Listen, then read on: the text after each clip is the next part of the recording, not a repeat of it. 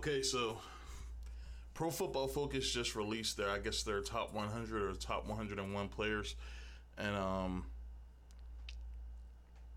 Aaron Donald, which I have no problem with, they have at number 1. Number 2, they have Tom Brady, and I believe they have Patrick Mahomes at number 3. I could be wrong, or it could be I'm going according to this. It could be Donald, Brady, Breeze, and then Mahomes.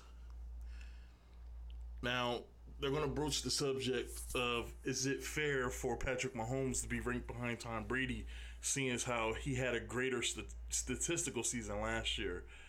But even though he had a greater statistical season last year, the Kansas City Chiefs lost twice to New England last season.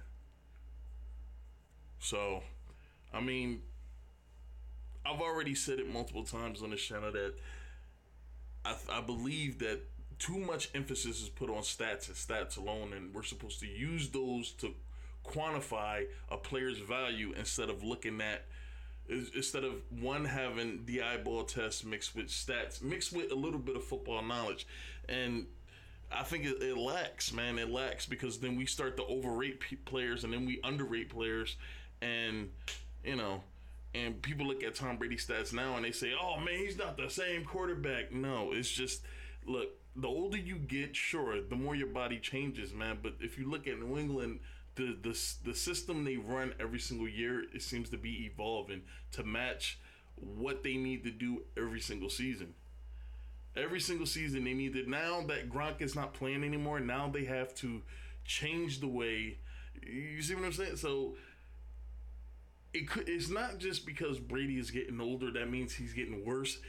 I mean, times change. You have different players. Now Gronk is not there. Now you have N'Keal Harry, and you possibly have Josh Gordon coming back. And they utilized the run game last year because it's a lot harder to stop a great running game than it is to stop a great passing game. I mean, especially when you don't have the players to do it. So I don't know. They utilized the run last year in the playoffs. I thought it was incredibly intelligent, because most people look at New England and they say, oh, well, it's a pass-centric offense because Tom Brady. And plus they got a rookie running back in the backfield. And they go off of the way New England played. I mean, New England changes with the times. That's the point I'm trying to make. So not only did they have an off year, New England, or what some may consider, they still won the Super Bowl. Some may consider them having an off year, but they still beat Patrick Mahomes and the Kansas City Chiefs twice last year. So I don't know, man. Take it for what it's worth. But I think, like I said before, I think Patrick Mahomes is probably the most talented thrower we have in the NFL right now. One of the most explosive quarterbacks we've ever seen. Well, he has to be one of the most explosive quarterbacks we've ever seen, that has the ability to move around in a pocket, throw no-look passes. I mean, I seen this guy throw an off-balance, falling down, left-handed lob pass to a receiver, and it was extremely accurate, and it got there in a timely manner. I mean, that was one of the greatest one of the greatest plays I've seen a quarterback do, improvising. I mean, that was incredible. So, sure, he has the talent, but, bro, you have to win. Kansas City should have won last year. They should have. With that offense was so damn dominant and so unstoppable during the regular season, and they beat Indianapolis, so they should have won the second time. Now, people say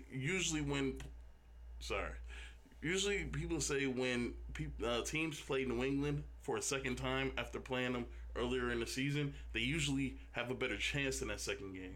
And I'm not saying Kansas City didn't have a better chance. I'm just saying they should have won that game.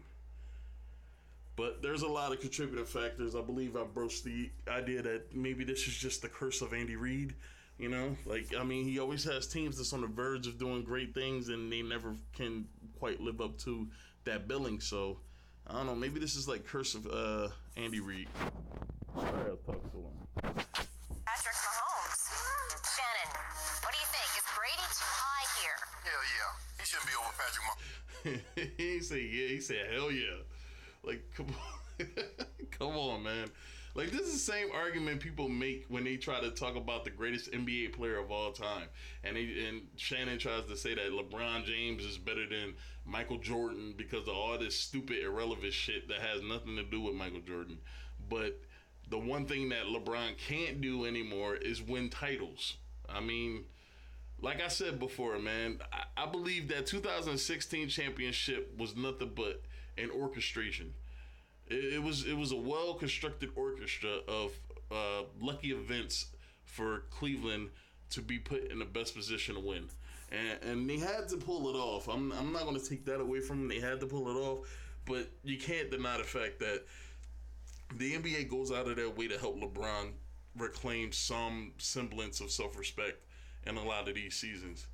So you can't sit there and play the flip side when it comes to Tom Brady, because for some reason this is how the narrative always is when it comes to New England. When New England wins, it's because of, why is it always Tom Brady the reason why these? What about the running game? What about the defense? What about the offensive line? What about Belichick? But when they lose, it's always Patrick Mahomes beat Brady, or Deshaun Watson beat Brady, or Peyton Manning beat Brady, or Drew Brees beat You see what I'm saying? You see the trend when he loses, and this is the opposite for LeBron James. And this is what irritates me with Shannon, because he obviously knows what he's doing. He just doesn't give a shit. And it kind of weakens his argument in a lot of these conversations. And I don't know, man. I'm not going to say Brady is one of the best quarterbacks in the NFL. I'm not going to say that. I'm going to say that he is a consistent winner, and it's hard to defeat a winner. It's easy to defeat a guy who can put up incredible numbers, like we've seen last year. But a guy that knows how to win the game, this is like Kyle Van Noy said, this is chess, man. This is chess when everybody else is on the checkers level, and that's what New England is riding on, and they're excelling at it. I mean, they're showing that brains beat brawn, and you don't have to have brawn to win. It just takes intelligence, and that's the one thing I respect about New England. So, homeboy Skip Bayless, and you know it. This is ridiculous, utterly flat out ridiculous. And Pro Football Focus uses stats. In every stat, my homeboy. Here we go. The stat argument is always about the stats. Whenever you're at a conundrum when you're trying to compare two players, look at the stats. Even though the teams are different, the conferences sometimes may be different. The players you have, excuse me. Oh shit, man, sorry. The conferences you may have are different. I mean, depending on who the two players that you're trying to compare, the players you have on your team are different. The coaches are different. The system is different. Like, the opponents you play are different. Like, you can't compare stats. You can't compare stats when it comes to Brady. Well, you can't compare them alone. I'm not going to say you can't compare them. You can't compare them alone. Because when Brady's team, led by Brady, plays Mahomes' team, led by Mahomes has come up short twice. So you can't really compare just the stats, man. I'm sorry. Better. QBR, yards per attempt, touchdown passes. I mean, what am I missing here? See, what has happened is that we fell in love with Tom Brady in the fourth quarter. Let me take that back. We fell in love with Tom Brady against. Who is we, Shannon? When every Tom Brady argument or every Tom Brady segment that comes up, you always find some way to make him culpable for something, or you try to strip away whatever little oh Jesus Christ, whatever little accomplishments he may get, you try to diminish in some way. So who's in love with Tom Brady? Who falls in love? Because you don't. And anybody with a rational mind that can be objective, that doesn't mean they love Tom Brady. It's just this dude is so great.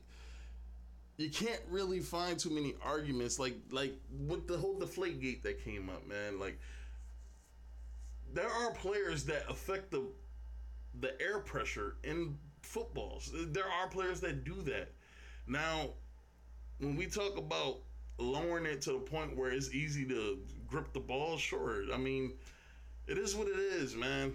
Aaron Rodgers inflates balls. I mean, wouldn't you think that'll make it hard for the defense to catch if they're not used to a ball being overinflated? I mean, maybe this is why Aaron Rodgers don't throw as many interceptions as everybody else, because he's overinflating the ball, which makes it hard to get a solid grip on it for the defense, especially when you're not practicing that way. Him and his offense is probably practicing how to, catch overinflated balls, throw an overinflated ball, catch an overinflated. Don't you think that that's an unfair advantage? Like, if deflating the ball is an unfair advantage, don't you think overinflating the ball is an unfair advantage? Because the other team they don't even know that you're doing it, so they don't have a chance to game plan for it. I would think that matters. And now when we start talking about cheating, instantly everybody looks at New England like they're the only one in the league that cheats, when there are plenty of teams that cheat, but there's never really no light shown on it, because New England, when they cheat, it usually results in them winning. And why do we call it cheating? I mean, it's human nature to get a strategic advantage on somebody else. It doesn't make any sense to think, when you want to get an advantage on somebody, okay, I want to be better than them and I want to make sure I have the advantage, but I want to make sure that they have a fair chance to beat me. No, what the fuck? Look, you're trying to win. And that's just what it is. I mean, still to this day, nobody talks about the Miami Dolphins recorded the cadence of Tom Brady and practiced that shit up into their game, and they wound up beating the shit out of New England 21-0. But it was a story for a couple of days after the game, but nobody talked about it after those few days. That was it, and it just went away. And now we pretend that it never even fucking happened. Some people don't even know it happened. But we want to sit here and we want to keep bringing up all this bad shit that Tom Brady does, or all this shit that he's not, that he's not good enough to get. Look, man. People that support Tom Brady are not lovers of his, and I hate that notion, and I get that a lot from a lot of people, because a lot of my examples and a lot of my analogies, especially related to New England, it seems like I'm a fanboy and I'm not. It's just they're so good at what they do. It's easy to use them as a stepping point for a lot of the conversations that I start with people, or a lot of these videos that I do, because New England does everything so well, and that's what people hate about them. How can you sustain this level of success for 2 decades, going into your 3rd decade? So I mean, it is what it is, man. But this dude loves LeBron James. I mean, this dude is, if anybody's a fanboy of anybody, Shannon Sharp is a fucking almost suspicious fanboy of LeBron James, man. Kansas City, the last drive in overtime. But we forget that he threw an interception in the end zone. We forget that he threw... Now, people like bringing up those interceptions that Tom Brady threw. All right, the first interception was clearly a mistake on Brady. That was his fault. He should have been paying more attention. I believe Anthony Hitchens was the one that picked him off. He should have, or Reggie Ragland, one of those guys. He should have paid more attention, and he didn't. The second interception, it bounced off of Julian Edelman's hands. Like, how are we throwing that off on him when the ball bounces off a player's hands into the hands of another player, when he clearly should have had the fucking catch? And then the second interception that was ultimately called back because of D Ford's penalty was, if the ball clearly bounced off of Gronkowski's hands. Gronk should have had that catch, but he didn't catch it. But we look at Tom Brady. Oh, you should have lost the game. You lost the game. You threw a pick late, and it got called back on some bullshit neutral zone infraction. No, the ball bounced off of Gronk's hands, which was his mistake, and what's his name? Sorensen came up with it, and it is what it is, man. But they won the game, and that's all that matters.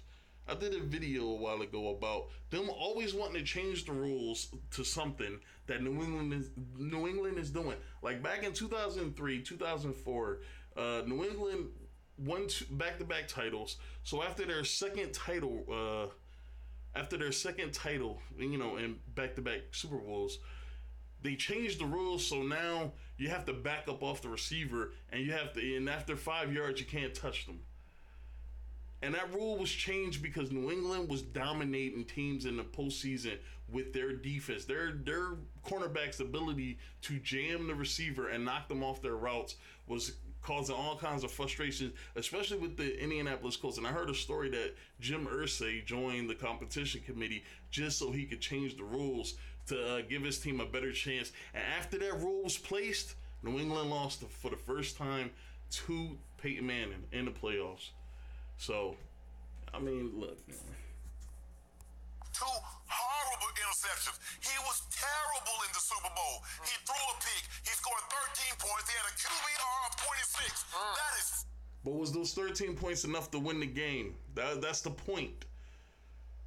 He threw an interception, but did that put his team behind and he couldn't catch up and he couldn't catch back up? No. Tom Brady, sure. And I said, look, to me that was a great game, man. It was a defensive battle. I'm from an era where I love defense. I love the defensive battles. I hate watching both teams go back and forth. I'm like, what the fuck is the point in having defenses out there if nobody's going to stop anybody?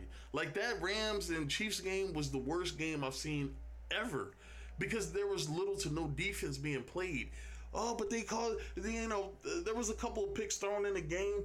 Okay, look, when you're sitting there flinging the ball around because nobody seems to be stopping anything, sure, you're going to put one in a bad spot and it's going to get caught by the defense. These are professional athletes. But when you're talking about the score got ran up into the fucking 50s where, like, and this is why the game was bad for me, because when I was watching the game, I believe the Chiefs were up by like 17 points. 17 points. I turned the game off like 10 minutes, 5 to 10 minutes. I turned it back on right before halftime. They took a fucking like 3-point lead. I'm like, what the fuck? Like, how do you go from being down by 17 to being up? Like, what the fuck? And it was only like, 5 minutes of game time. Like, Jesus, that was a terrible game. Fact, not conjecture, not innuendo, not speculation. Skip Bayless, you can look it up because you love QBR. You tells me it measures 0 to 100 how effective a quarterback has been during the course of a game. Is 26 good? And it doesn't take into consideration the offensive line, the receivers, the players you have on your team and their approximated value. It does not take account of that. It does not take account of that. It does not take account if you throw to a certain receiver, do you have a higher chance at completing the ball 30 yards downfield, or do you have a better chance at completing the ball 5 yards or 5 yard out or some shit like that? It doesn't take account of that. All it takes account of is your total numbers, and it adds it up to make it one fucking number, and that's all it does. It does not take into consideration the variables on a football field. Like, this is why these stats don't always mean shit, man. A lot of times these stats are just jumping off points for people to make these stupid ass arguments, and this is a dumb argument. Easy, Skip. I need a hard. And I don't know if it takes account of this, but I'm pretty sure it doesn't. How many times you throw the ball and where you throwing the ball at? Because of course a quarterback can go like 15 of 20, passing for like 150, 200 yards and 2 touchdowns, only throwing 5 to 10 yards, not going any deeper than that. Or a lot of their passes being towards the sideline. Versus a quarterback that's like 10 for like 21 for like 220 yards and a touchdown, but they're going deeper downfield. I mean, they may not have I don't know, their offense may not be built like the other players' offense. This is why, like, it's just a lot of stuff they don't take into consideration, man. This is why this number doesn't mean anything. It's almost like PER in the NBA, where it just accumulates and it keeps track of your offensive numbers, but it doesn't pay any fucking attention to your defense. So yes or no? Is 26 good? Yes or no? What did you do in the fourth quarter? What did you do in the fourth quarter? That's all that matters, man. That's all that matters. Who won the fucking game? See, people too worried about these fucking stats and these numbers. Y'all forgetting that Tom Brady wins Super Bowls. He goes to Super Bowls. And the reason why I'm saying Tom Brady and not the Patriots is because Tom Brady as a player is the only constant that's been on this team for as long as he's been on this team. No one's even fucking close. No one's close. So, sure, he's been doing it before, and he's doing it now. And he was doing it in Michigan. So, let's not act like Tom Brady hasn't been destroying fucking teams his entire fucking career. Come on, man. Game on the line. They factored his QBR in the fourth quarter, and it still came up to 26. My homeboy, in the loss to the Patriots, he had 295 passing yards, 3 touchdowns, 0 interceptions, and he scored 31 points in the second. Did he win, though? That's the point. This is the same argument with Aaron Rodgers, where people throw all these fucking numbers out there, but Aaron Rodgers is losing or his team isn't winning anything. But you throw these numbers out like they're supposed to concrete seal your fucking argument, and it doesn't. Come on, man. The last time he left the field, he had a lead. And who took the L? How many times have Tom Brady put his team in a position to win and the defense gave up a game-winning touchdown on the other end, and then then people look at Tom Brady like, oh, Tom didn't do enough. I mean, that turnover right there, he shouldn't have turned the ball over. If he the greatest of all time, he shouldn't have made that mistake. But right now, you're saying the same shit. Like when Tom Brady put New England up over the Giants in 2007, they had a lead. They had a fucking lead. They were up 14-10. Is it Tom Brady's fault that his defense couldn't fucking is it his fault? His defense couldn't stop David Tyree from catching that miracle catch, or for some reason Bill Belichick decided to put 5'9" Ellis Hobbs on 6'5" Plaxico Burress? Is that Tom Brady's fault? You see what I'm saying? Like, this shit is just way too unbalanced, man. And that's that fanboy shit, man, where we can look at one player and look at all the negative shit that he does and not take account of the positive things that he do, versus a player that you love, that you look at all the great things and then you have excuses for the negative things. Like, come on, man. This is why when I see stories about LeBron James not living up to the expectation of these idiots, and now I'm gonna start throwing Patrick Mahomes in that same argument, man, because if we're just gonna get out here and have a love fest for Mahomes and then hate Tom Brady, but the moment somebody loves Tom Brady for any reason, we're ready to attack him like, oh man, he's so overrated and all this other shit. This is what's gonna make me just, anytime this kid does anything, I'm just not gonna give a shit, man. And I've already said it. I do like Mahomes, man. I think, man, he's really talented. I do. And I'm excited to see what he does this year. But this argument has to stop, man. Maybe Pro Football Focus has Tom Brady number 2 because he wins and that matters. Focus. You see, that's even in the title of the fucking focus. Focus on what's important. You know what's important? Super Bowl victories, man. Playoff wins. Those are important. Focus. There you go. Jesus Christ. Oh, yeah. Quarterback QBR, Patrick Mahomes, number 1. Brady, number 9. Pro Football Focus used its own metrics and had Mahomes ranked number 2 and Brady number 5. But when the final rankings come out, I'm confused. Because y'all not taking an account of winning. Like, you're not taking that into consideration. Because you're too worried about the stats, because the stats help support your argument and how you're feeling. Is Tom Brady the most talented quarterback in the NFL? No, hell no. Not even close. But is he the most talented winner in the history of the league? Sure. Yes. Most definitely. Every fucking positive word you could think of, he is. And that's what's important. And this is where just sports today is getting out of hand, because we're more worried about numbers than we're worried about wins. Like, I thought championships matter, man. Like, what the fuck? Patrick, my homeboy, can do things that Brady can't even dream about doing on the football field. And Brady can do things that Patrick Mahomes right now can't dream about doing, and that's winning titles. Winning titles. I bet you if you ask the Chiefs fans and if you ask Patrick Mahomes, look, if you got to give up 25 of your touchdowns and about 2,000 of your yards, do you win a Super Bowl? So many people would jump on that. So many people will fucking jump on that. If you have to dip your QBR down below 50, would you win a Super Bowl? Like, what the fuck? Like, this is what you do it for. This is what fans watch the games for. It's for fucking wins. You want to win the fucking big game. This is the argument. And for some reason, idiotic Shannon fucking Sharp can't seem to grasp that notion, or he's consciously ignoring it. Either or, both are bad. Never has, never will be able to do. Skip, look, at some point in time, you just can't say, well, the guy has 6 trophies. That means he's better. He's not better than Pat Mahomes right now. Is he more accomplished? Absolutely. But he's not a better quarterback right now than Pat Mahomes. But Patrick Mahomes lost twice, and they didn't even get to the fucking Super Bowl, how people kept saying they were going to. So, come on, how much better than Tom Brady is he? Come on, man. Interesting.